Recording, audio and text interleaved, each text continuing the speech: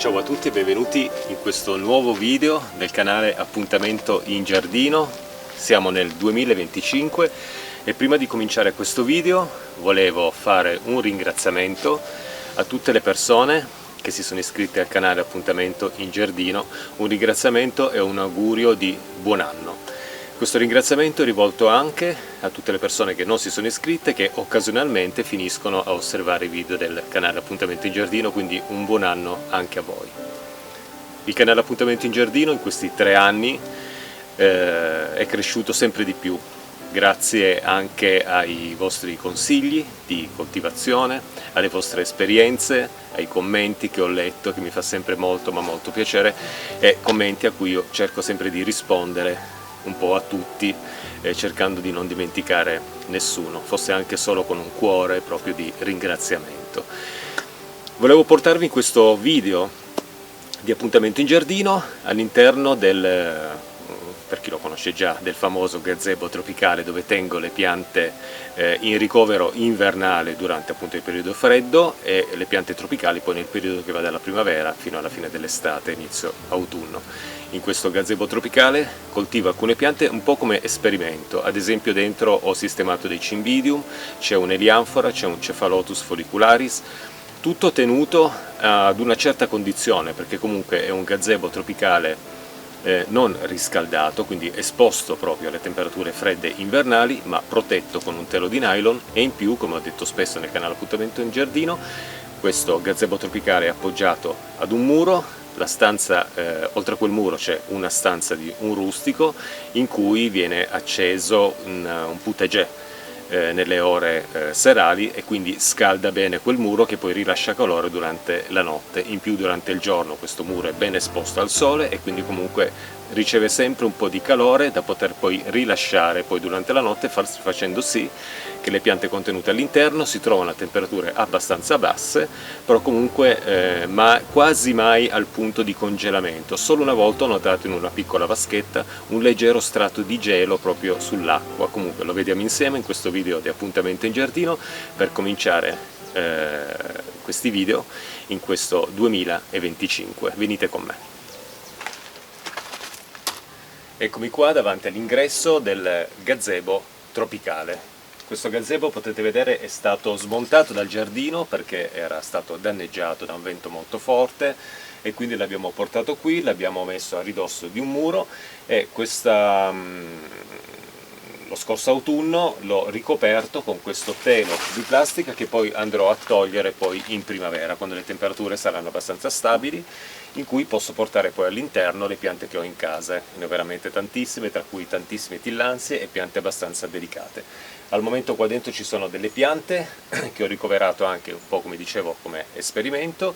Adesso entriamo nel gazebo, così osserviamo che cosa sta succedendo dentro questo ambiente abbastanza protetto. Eccomi qua all'interno del gazebo tropicale. Adesso facciamo un giretto per osservare un po' di piante in coltivazione qui in questo piccolo angolino che ho creato l'autunno scorso e che creo praticamente ogni volta che arriva la stagione fredda. In questo gazebo io ho tenuto fuori come esperimento un'oia carnosa, quella molto grande che abbiamo visto in un video di Appuntamento in Giardino dell'anno scorso. Metterò poi il link al di sotto di questo. In più coltivo qua dentro anche delle aloe, con un po' di preoccupazione perché le aloe sono delle piante grasse che sono molto piene d'acqua, hanno questa sorta di gelatina interna che si può utilizzare anche nel caso noi riceviamo un'ustione, magari in cucina una piccola ustione, possiamo spalmare questo gel delle aloe e aiuta a cicatrizzare senza lasciare comunque i segni di una cicatrice. Logicamente se abbiamo delle piccole ustioni, non su delle ustioni particolarmente gravi, lì bisogna ricorrere al pronto soccorso naturalmente. In più ho anche un limone acquistato l'anno scorso, con 2 limoni che stanno maturando ma ci vorrà ancora tantissimo tempo, anche lui conservato qua dentro. C'è una pianta presa dalla casa della mamma di Giorgio, che ho cercato di conservare perché fa questi fiori rosa, lilla, che sono molto profumati, e quindi in determinati momenti della giornata questi fiori sprigionano un odore particolarmente piacevole, e molto spesso entrando vengo proprio invaso da questo odore molto buono che produce questa pianta. In più c'è un ciclamino, c'è anche un avocado sistemato lì come esperimento, e vedo che sta abbastanza bene, devo dire le sue foglie sono sanissime, e in più c'è tutta una collezione di piante anche abbastanza delicate, come ad esempio i cymbidium, che come esperimento li ho sistemati qui. Comunque adesso mi avvicino con la telecamerina, così osserviamo qualche esperimento, così vediamo come sta andando. Potete vedere i cymbidium sistemati qui, non li ho più ritirati in casa, in questo ambiente protetto sono arrivati a produrre le loro fioriture. Ce n'è una qui che si sta sviluppando, ce n'è un'altra lì, questo ha una piccola fioritura qui che si sta sviluppando, ha perso però dei fiori, e qui c'è un'altra piccola infiorescenza che si sta anche sviluppando. Anche qui ce n'è una che porterà pochissimi fiori, e in più c'è quest'altro cymbidium che anche lui aveva una crescita floreale, eccola qui, che si sta sviluppando. Quindi diciamo che probabilmente tra un mesetto avrò poi anche qui delle fioriture. Non potrò godermele queste fioriture perché sono piante coltivate all'esterno di casa mia, però i cymbidium, una volta che sono fioriti, possiamo tagliare lo stelo floreale, possiamo poi portarlo in casa, e resiste abbastanza poi messo semplicemente in acqua, tenendo i fiori aperti per un lungo tempo. Quindi farò magari così, verrò a raccogliere qualche fiorellino, magari me lo porterò poi in casa per avere una fioritura di orchidea in casa senza avere la pianta ma solo i fiori. In questo vasetto sto facendo un esperimento veramente azzardato. Ho letto che l'Utricularia reniformis, questa pianta carnivora che sviluppa queste larghe foglie e poi dei fiori meravigliosi che non ho ancora visto nelle mie piante, ho letto che è una pianta che sopporta anche temperature abbastanza basse, anche 1 grado, 0 gradi, perdendo le foglie, rimettendole in primavera, diventando molto più robusta se li facciamo sentire un pochettino di freddo intenso anche con la perdita delle foglie, e produce poi una marea di fiori. Io, siccome non ho mai visto in coltivazione i suoi fiori, sono circa 2 anni che ho queste piante, adesso provo questo esperimento per vedere se riuscirò ad ottenere poi, come ho letto, una bellissima fioritura poi nella primavera, quando la pianta ributterà poi di nuovo le foglie. Devo idratarle un po' perché sono rimaste un po' senza acqua, ma il secco che possiamo vedere sulle foglie non è dovuto alla mancanza d'acqua, è dovuto appunto al freddo che entra comunque all'interno di questo ambiente. Anche questa struttura qui dovrò cambiarla perché appena mi sono appoggiato si è subito spaccata. La plastica è molto delicata quando viene esposta agli agenti atmosferici. 1, 2, 3 vasi di Utricularia reniformis. Potete vedere che comunque ci sono ancora delle foglie abbastanza sane, c'è l'apparato radicale che è sano, vedete che ne ha prodotte altre, e lo sbaglio che ho fatto io è stato quello di mettere in un vaso retato perché tende a produrre la vegetazione dai buchini. Questo non va molto bene. L'Utricularia reniformis va coltivata possibilmente, come ho fatto qui, in un vaso di plastica, in modo che la vegetazione tende a uscire al di sopra. Altrimenti poi dividere questa pianta si rischia appunto di spezzarla in tutti i modi, perché estraendola tutto ciò che è uscito dai buchini tenderà a rompersi. Anche questa è coltivata in un vasetto retato, anche qui ho fatto questo errore, guardate qui la vegetazione come è partita da un buchino della base, se si spezzerà andrò a prendere questo per fare una nuova piantina. Vedo che qua anche toccando è tutto molto freddo, però queste piante hanno delle foglie ancora sane, diciamo che sta cercando di resistere il più possibile. Quando perderà tutte le foglie probabilmente poi le porterà poi di nuovo in sviluppo in primavera e speriamo di vedere i suoi fiori.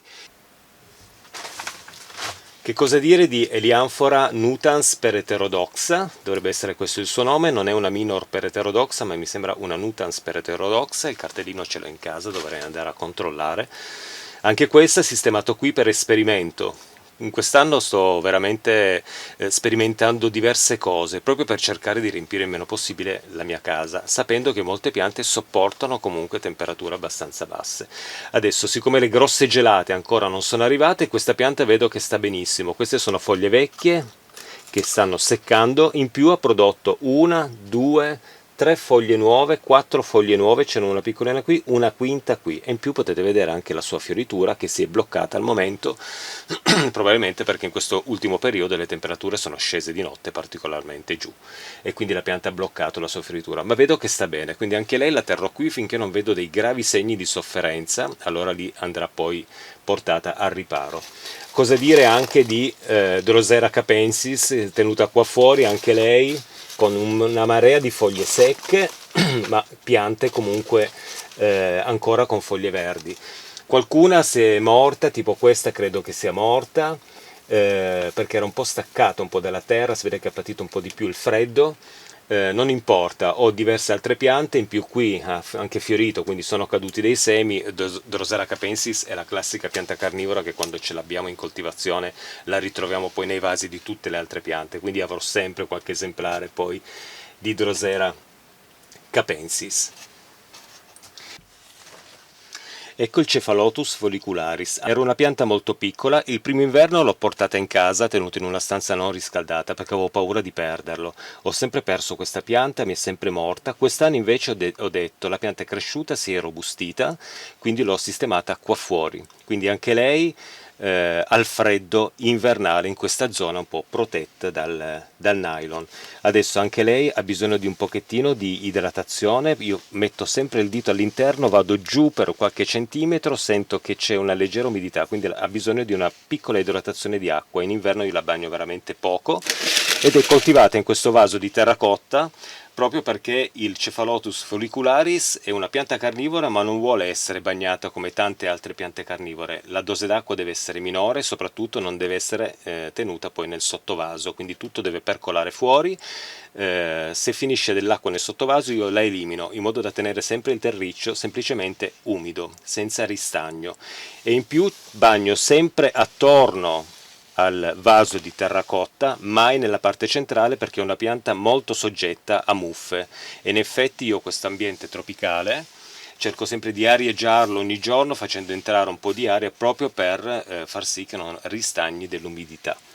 Ecco, ho parlato di aloe, ad esempio qui c'è un'aloe perfettamente sana, qui c'è un'altra aloe arborescens, questa fa dei fiori poi rossi in primavera, e anche loro sono tenute al secco totale qui nel gazebo tropicale. In più, come potete vedere, c'è una bellissima pianta di gardenia coltivata anche lei qui nel gazebo tropicale. Ha bisogno di un pochettino di acqua perché vedo che le sue foglie tendono ad afflosciarsi leggermente, quindi dovrò andare ad idratare sempre con una minima dose d'acqua, proprio per mantenere umido. In questo periodo è meglio non bagnare troppo le piante che sono ricoverate all'esterno, anche in una zona protetta, per evitare un'eccessiva umidità del terreno che può portare poi delle problematiche. Gardenia, noto che coltivata in una zona riparata, in cui non è esposta proprio al gelo estremo e agli agenti atmosferici invernali estremi, tende a fiorire tantissimo poi durante la metà della primavera in poi, produce poi questi fiori che profumano veramente tutto. Verrà poi spostata sempre in una zona non particolarmente soleggiata, ma con una luce solare filtrata, e questa pianta mi regala sempre delle grandissime emozioni. L'abbiamo anche moltiplicata, l'abbiamo visto nel canale Appuntamento in Giardino in video precedenti. Andrò a bagnarla poi oggi un pochettino, perché la vedo che è leggermente un po' in uno stato di siccità. Comunque spero di riuscire poi ad ottenere una bella fioritura come quella che è stata nel 2024, in cui mi ha regalato una marea di fiori sotto il glicine, dove la sistemo sempre. C'era un odore fantastico. A me l'odore dei fiori di gardenia piace tantissimo, forse è uno dei fiori, per quello che riguarda il profumo, che apprezzo di più. E poi c'è lei. Allora, questa pianta, scritto il nome, è Coleogine cristata. La pronuncia dovrebbe essere celogine, se non sbaglio. Io non sono molto bravo con la pronuncia dei nomi delle piante, a volte mi sbaglio, tendo proprio a pronunciarle come sono scritte. Mi è stato fatto notare da un iscritto al mio canale, e lo ringrazio, perché quando una persona ci fa notare che quello che stiamo dicendo grammaticamente non è corretto, è una critica costruttiva. Molte persone non apprezzano questo, Io ad esempio quando una persona mi corregge mentre parlo perché sbaglio un congiuntivo, sbaglio, una persona mi corregge, io questa è una cosa che apprezzo tantissimo perché è proprio una crescita mia, perché per imparare ad esprimermi anche meglio. Comunque, a parte questo, perché dico e poi c'è lei? È perché questa è una pianta che mi ha dato sempre tantissimi problemi, è un'orchidea che io non riesco bene a coltivare per un semplice fatto che la sua coltivazione è particolarmente complicata, almeno per me, io la trovo molto ma molto complicata. Allora, ricapitolando un pochettino la coltivazione della celogine cristata, se commetterò qualche errore scrivetemelo nei commenti, così cresco anche lì. È una pianta che quando sviluppa i nuovi pseudobulbi, per poterli sviluppare e gonfiare, ha bisogno di un'umidità. Una volta che si sono sviluppati, la pianta va in riposo, nel senso che durante il periodo invernale non si dovrebbe più bagnarla, fin quando non tira fuori le nuove vegetazioni che appartengono appunto alla fioritura. La pianta produrrà la nuova fioritura, dopo la fioritura, se non erro, va in uno stato di riposo. Insomma, è veramente una pianta abbastanza complicata, almeno io ho interpretato la sua coltivazione in questo modo. Probabilmente sbaglio qualcosa, e in effetti questa pianta potete vedere che ha un sacco di pseudobulbi che si sono un po' raggrinziti, ogni tanto la bagno leggermente solo per dare la possibilità a questi bulbi di non raggrinzirsi troppo. Ci cresce dentro anche una tillandsia usneoides che ho sistemato qui perché anche quella è una pianta che non riesco a coltivare molto bene. 3 nuovi pseudobulbi, non vedo lo sviluppo di fiori, quindi al momento la tengo così. Ogni tanto entro qua dentro dando qualche spruzzatina d'acqua leggerissima per idratare i nuovi pseudobulbi quando vedo che tendono a raggrinzirsi. Aspetterò la fioritura e vediamo quello che succede. Spero però di ottenere i fiori di questa bellissima orchidea perché anche qui il profumo è fantastico e la fioritura è molto ma molto bella. Perché la tengo qua fuori questa orchidea nonostante siamo in inverno, nonostante c'è una possibilità di gelate? Perché la celogine cristata è una pianta che vive nell'Himalaya e quindi a volte, ho letto anche in alcuni libri, comincia a fiorire sotto la neve, quindi una pianta che sopporta benissimo basse temperature, logicamente non un gelo prolungato per diverse settimane, ma temperature anche leggermente estreme durante l'inverno possono aiutare questa pianta a compiere il suo ciclo biologico proprio naturale, perché è una pianta che vivendo all'Himalaya soffre anche lei il freddo. Bisogna vedere cosa succede in quei posti per quello che riguarda anche le precipitazioni, quindi come viene bagnata in natura questa pianta, e quindi lì magari è per questo che c'è questo problema forse un po' di coltivazione, almeno per me. Adesso vediamo, è completamente secca, quindi anche lei, oggi farò una bagnatura qui nella serretta, gazebo tropicale, e quindi andrò a somministrare un pochettino una vaporizzazione, un po' di acqua, diciamo, e vediamo un po' che cosa succede. Spero un giorno di portare questa pianta nel canale Appuntamento in Giardino, in un video dedicato magari a lei, proprio come obiettivo raggiunto per quello che riguarda la sua fioritura.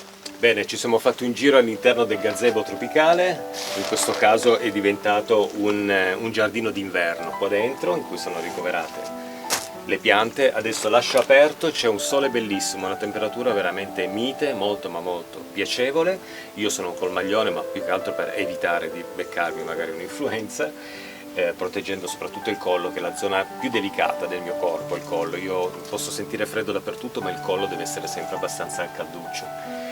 Ci siamo fatti un giro, abbiamo visto le piante e quindi questo video di Appuntamento in Giardino si conclude proprio così, con una visita a questo giardino d'inverno dato dal gazebo tropicale. Adesso vi saluto per non far diventare questo video molto lungo e ci vediamo ad un prossimo appuntamento in giardino.